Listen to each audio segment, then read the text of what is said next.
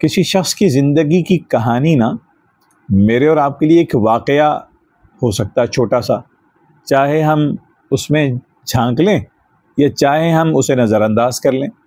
یہ واقعہ ابھی تھوڑی دیر پہلے نہ پیش آیا ہوتا تو شاید یہ ویڈیو اب میں آپ کے لیے آج شوٹ نہ کر پاتا، یہ ویڈیو اب تک نہ پہنچ پاتی۔ میرا نام طاہر فاروقی ہے اور میں تربیہ کوچ اور آرگنائزیشنز کے لیے تربیہ کنسلٹنٹ کا رول پلے کرتا ہوں۔ ابھی میں کچھ سامان لینے کے لیے گیا اپنے محلے کی دکان پہ، تو وہاں ساتھ میں ہوٹل بھی تھا، لوگ چائے بھی پی رہے تھے، کچھ لوگ کھانا کھا رہے تھے۔ وہاں ایک شخص جس کی عمر لیٹ 30s میں ہوگی، وہ ایک بچے کے ساتھ ہوٹل میں داخل ہوا۔ بہت دیر تک انہوں نے آرڈر بھی کچھ نہ کیا اور بچے کے پاس ایک پانی کی بوتل تھی۔ میں نے بچے کو اچانک سے دیکھا اس کے چہرے پہ، اور اس کے غالباً اس کا سرپرست یا بڑا بھائی یا والد لگ رہا تھا، اس کو میں نے دیکھا تو وہ ایسا لگا کہ ان شخص کی یعنی کچھ کہانیاں ایسی ہوتی ہیں جس میں آپ کو ایک جھلک سی محسوس ہوتی ہے کہ گویا کہ زندگی قید سی ہو گئی، ایک تاریک سی کوٹھڑی میں بندہ پھنس گیا، زندگی جو ہے وہ زمین پر تنگ سی ہو گئی۔ تو تھوڑی دیر تو میں اپنا کام بس ادھر ادھر کرتا رہا، نظر میری ان پر تھی کہ کیوں اتنے دونوں اداس ہیں۔ بچے کو تو اس عمر میں 5ویں 6ٹھی کے بچے کو تو اداس نہیں ہونا چاہیے، 7ویں 8ویں کا بچہ ہوگا، اور اس کا جو سرپرست تھا شدید ایگزاسٹڈ، تھکا ہوا، جیسے انسان پورے دن کا تھکا ہوا ہوتا ہے، اور ایک نا امیدی سی ان کے چہروں پہ۔ اب ہم اپنی طبیعت سے مجبور، اپنے کام سے مجبور، تھوڑی دیر بعد بس میں نکلنے لگا تو میں مجبور ہوا، میں ہوٹل میں داخل ہوا اور میں نے اس کو اشارہ کیا مسکراتے ہوئے، میں نے کہا آپ 1 منٹ آ سکتے ہیں؟ تو اس نے کہا مجھے بلایا آپ نے؟ جی۔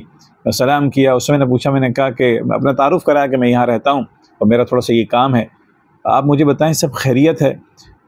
تو آپ تھوڑے سے اداس، اچانک اس کی آنکھوں میں نمی تیرنے لگی۔ اچھا وہ ایک ہوتا ہے نا پروفیشنل کو خدا نہ خاصا لوگ ہوتے ہیں، ایسا بالکل نہیں تھا بندہ۔ اس نے مجھے بتایا کہ پہلے کچھ دیر تو مجھے دیکھتا رہا، پھر جیسے خلاؤں کو گھورا، کہا کہ میری وائف کی ڈیتھ ہو گئی ہے اور میرا ایک ہی بچہ ہے۔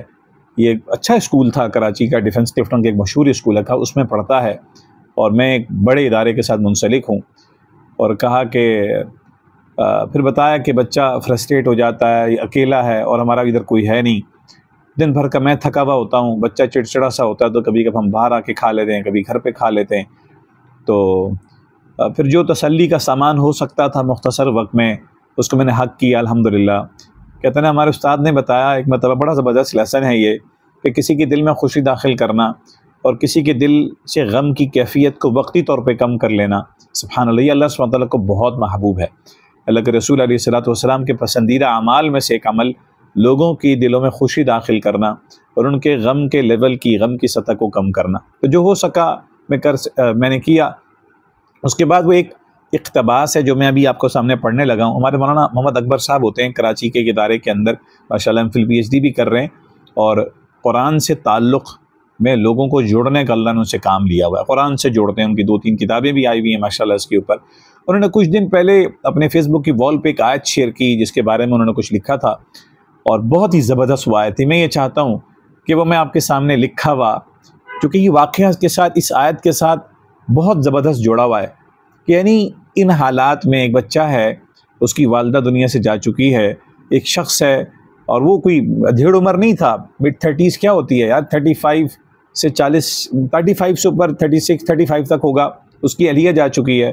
ان دویا کی ان کی زندگی ایک بالکل کوشچن مارک ہو چکی ہے کہ وہ آگے کیا کریں گے، اس بچے کا مستقبل کیا ہوگا، وہ شخص اپنے زندگی کی تنہائیاں کس کے ساتھ بتائے گا، کس کے ساتھ شیئر کرے گا۔ آگے میں نہیں پوچھ پایا ان کے اپنے بھائی بہن، بچے کی خالہ، ماموں، چایا، تایا، پھپھو وغیرہ کی کیا ترتیب ہے، ظاہر ہے وہ موقع محل نہیں تھا۔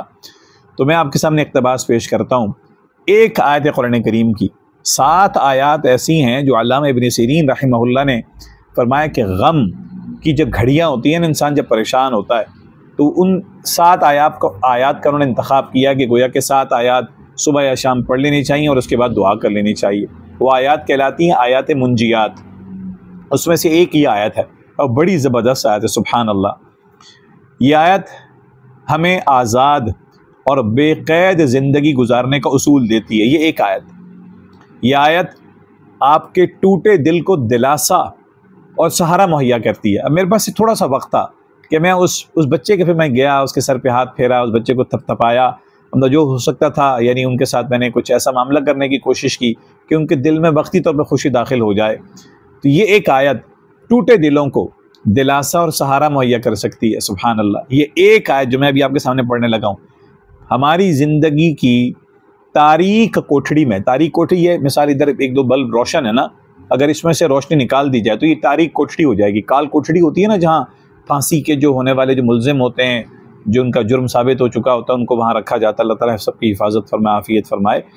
یہ آیت زندگی کی تاریک کوٹھڑی میں روشنی کا ایک طاق بن جاتی ہے، جیسے یہ بلب جل رہے ہیں یا ٹیوب لائٹ جل رہی ہے، تو روشنی جب زندگی تاریک ہو جائے تو ایک روشنی کی طرح سے یہ آیت رول پلے کرتی ہے۔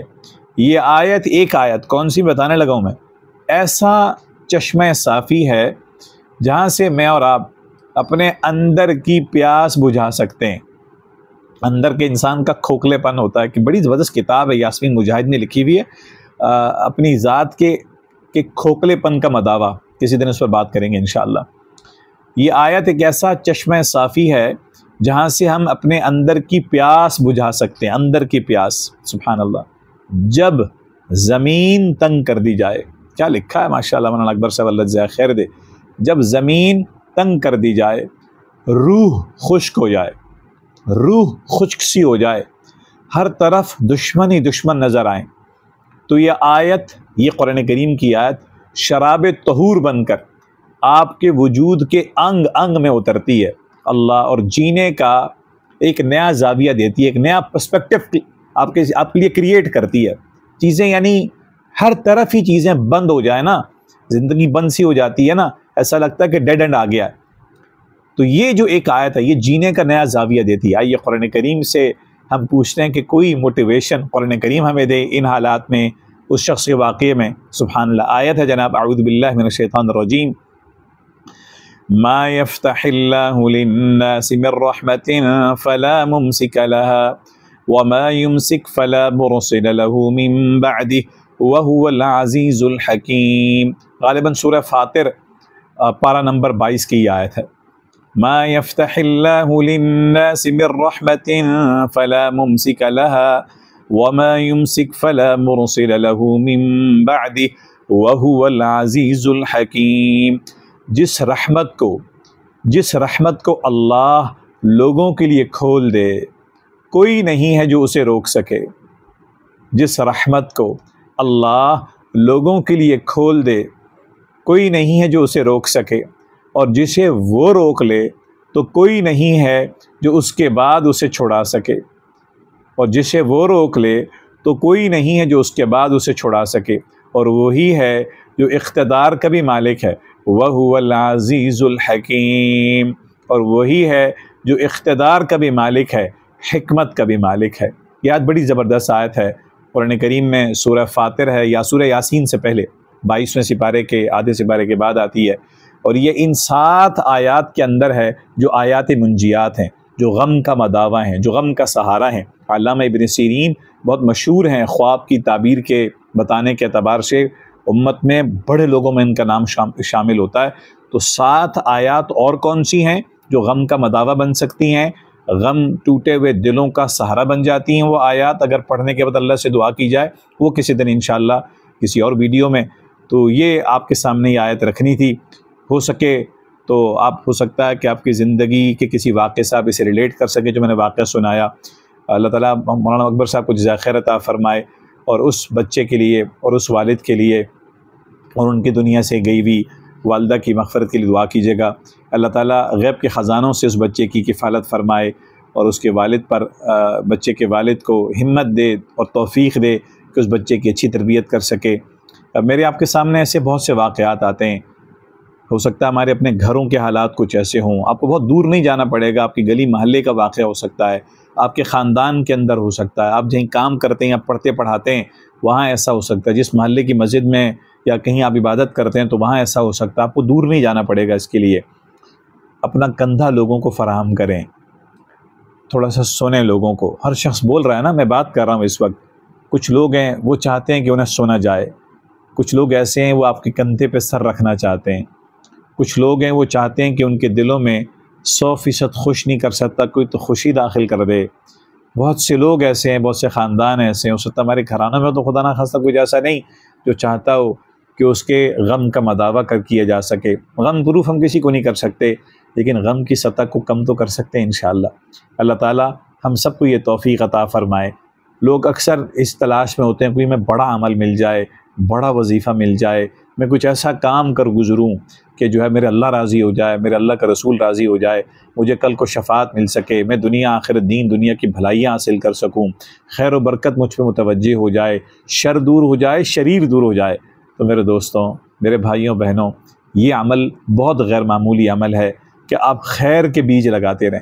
مالی دا کم پانی لانا، ٹھیک ہے انشاءاللہ۔ وقت ہو تو اس کو دوبارہ دیکھ لیجیے گا۔ اور ربیع الاول کا مہینہ شروع ہو چکا ہے، اس مہینے میں، اس مبارک مہینے میں اور زندگی کی اس مبارک گھڑی میں کوئی نیت، کوئی ارادہ کر لیجیے گا انشاءاللہ۔ اللہ تعالیٰ ہمارے ارادوں کو قبول فرمائے۔ السلام علیکم ورحمۃ اللہ وبرکاتہ۔